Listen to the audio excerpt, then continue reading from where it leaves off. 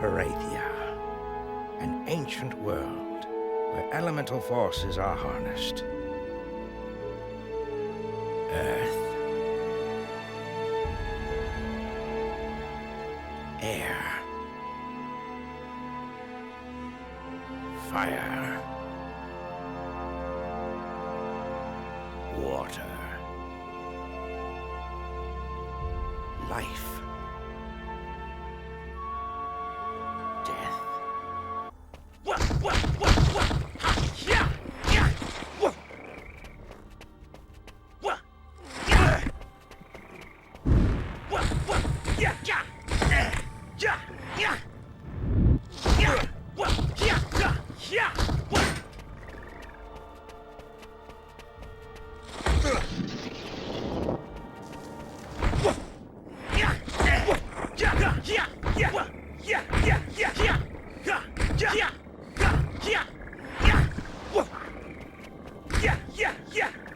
The circle with the red cross will replenish your health. Why did I do this to myself? I thought this was just going to be a funny, janky little game that would serve as an interesting blast from the past now that I got my hands on an original Xbox. But no, there is a reason this game disappeared from the collective imagination, and that is because it is a very, very bad game. I'm going to be totally blunt with you all right now. Do not play this game. Do not seek it out. Do not try it. Do not bother even emulating it. This is simply a really bad proto-fable that deserves to be remembered as a stepping stone to what future console adventure games would become. The graphics are bad, the controls are bad, the world is kind of interesting, the story is generic, and let's just get into it already. This is Azurik, Rise of Perathia. Your adventure begins here in the Water Realm. The destruction of the discs has caused you to lose your elemental powers. As you search the elemental realms for the various disc fragments, you will also want to search for ways to restore your elemental powers.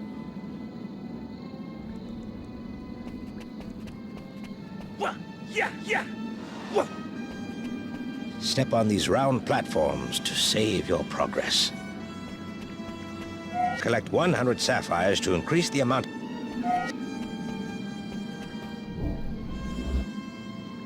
So, as you may have noticed, the graphics are certainly stylized, but it doesn't really do much to save the game from looking not very good. This game was released in 2001, extremely early into the Xbox's lifespan, and because of that, most developers didn't have a full grasp of how to really make use of the Xbox's hardware for good graphics. And because of that, the gameplay has a very polygonal look to it, almost like an N64 game, but slightly better. The game was also touted as being this expansive open world at the time, which, yes, certainly was impressive for 2001, but it didn't really help the game. Sure, the world is really big and looks so expansive with places to explore, but it's also mostly uninhabited save for a few enemies. The lack of much going on in the environment aside from enemies and puzzles leads to the large open world, in quotes, to feel more like just really big linear levels. In fact, this ends up hurting progression as well. I'll get more into it in the gameplay section, but in the open world, you can effectively travel to any level in the hub area whenever you want, except it's pointless because the puzzles still have progression requirements. The saving grace of this game as far as presentation goes is the music. While it is choppy and crushed up due to it being on an Xbox, the music was composed by Jeremy Soule, who's done work on Elder Scrolls, Guild Wars, Supreme Commander, and a whole lot more. So the music does get across that majestic feeling of adventure, even if the game itself tends to fall flat in that area. And speaking of the adventure, the story.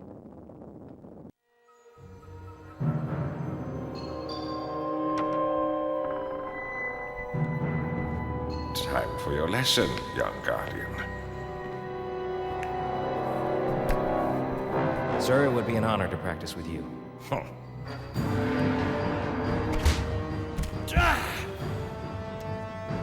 You talk too much. The good practice is a real fight.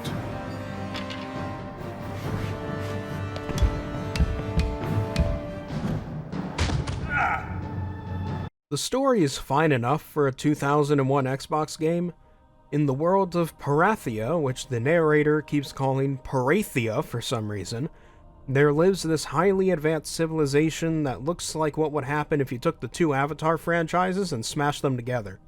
A civilization of blue people with funny hairdos that have mastery over the elements of the world, allowing for them to be great warriors, craftsmen, engineers, building these massive mechanical structures while also living like it's still the Roman times. Why? I don't know, because it's neat. You play as the titular Azurik, a rising star and becoming a great Perathian warrior and called a lore guardian, tasked with protecting the discs that essentially maintain the balance of the elemental forces. A fellow guardian by the name of Balthazar, so you know he's gonna be a villain, is getting fed up with how the narrator clearly prefers Azurik over him. So he gets the Sith treatment and gets tempted by the Death Disc into seizing the power of the elements for himself. So now, with Balthazar possessed by the Death Disc and having stolen or fractured the other discs, it is Azurik's job to clean up the mess, restore the discs, and give Balthazar a good whack. Honestly, no real complaints here as far as the story goes. It's some standard adventure game stuff. It's nothing life-changingly thoughtful, but it's not offensive either.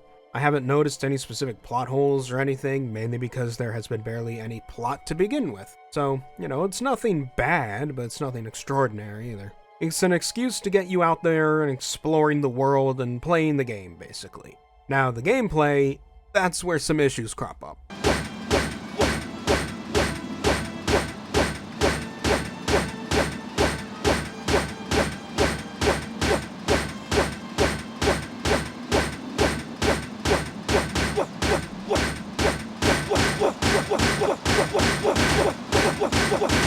The gameplay is rough.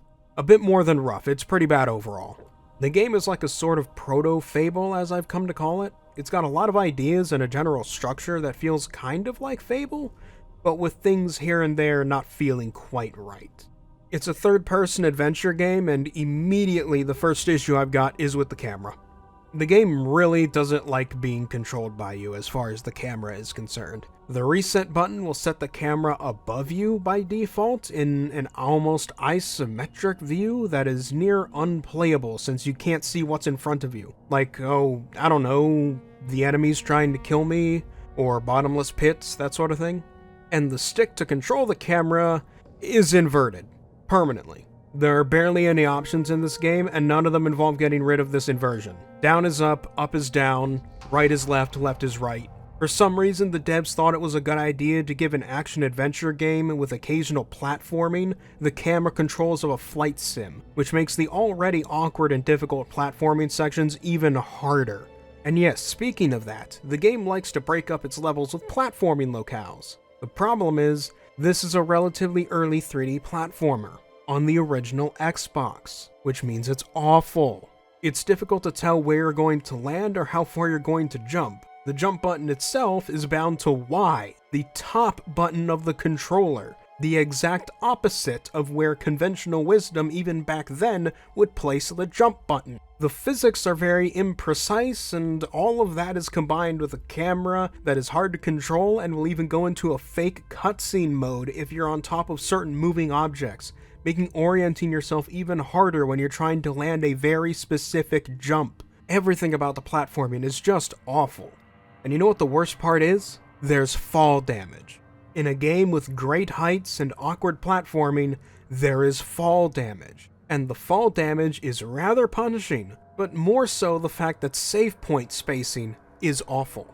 This is at a time before the idea of why don't we let our players save whenever they want was more novel for console games. So the game relies entirely on save points scattered across the world. And I really mean scattered. The pacing of these save points is awful. I got stuck for a while progressing trying to get the keys needed to unlock a new area because the location that got me the keys was filled with so many enemies and bad platforming that I would die a lot. And naturally that means that whenever I died, I had to redo the entire thing from the hub world and back there all over again because it would just revert me back to my latest save. There are no checkpoints, only save points.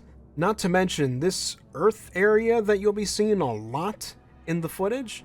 This area is basically everything wrong with the game combined into one. Awkward and basic combat, Bad controls, terrible platforming, and an awkward save system all come together to make this game extremely annoying to play for extended periods of time. Not to mention that you access all of these levels through hub areas that you can explore. Not linear levels that you go stage by stage, but a big explorable hub area. The problem? The game doesn't do much to stop you from going to levels you can't actually finish yet. Since you have these elemental powers, certain obstacles will require certain elemental powers and combinations of those powers and higher levels of those powers to access certain areas and finish certain puzzles or fight certain enemies.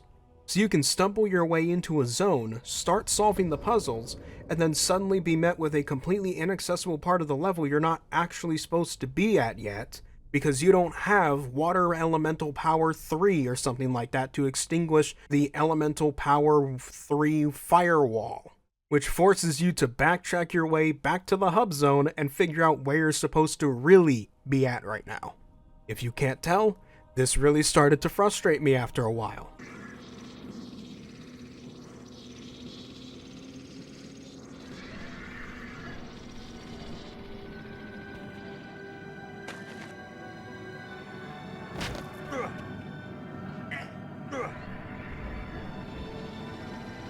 Press the A button to continue your quest.